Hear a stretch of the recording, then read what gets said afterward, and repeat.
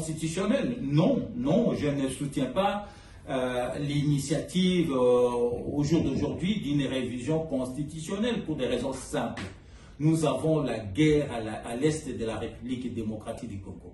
Et donc, nous devons nous mobiliser pour bouter dehors d'abord l'agresseur, qui est le Rwandais, et Ougandais et consorts. Donc, nous devons bouter d'abord nos agresseurs dehors pour que nous puissions parler de la Constitution. De deux, c'est pour des raisons de légalité. Vous savez que l'état de siège a été décrété à l'est de la République, dans la partie orientale de notre pays, au nord et en Ituri.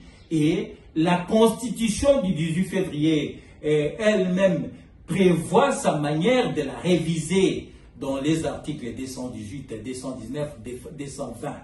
Et donc, à partir du moment où nous avons proclamé l'état de siège dans ces deux provinces de l'Est de la République démocratique du Congo, eh bien, aucune révision n'est possible, sauf si on manifeste une volonté intentionnelle de violer cette constitution. Mais moi, je pense, au jour d'aujourd'hui, que ce n'est pas la constitution qui pose problème dans notre pays.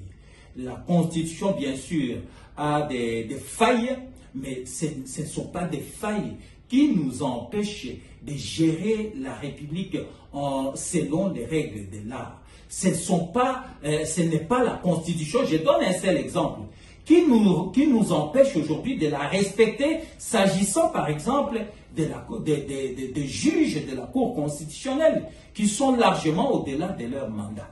Et donc, c'est un problème de volonté politique, c'est un problème d'homme. Je vous remercie.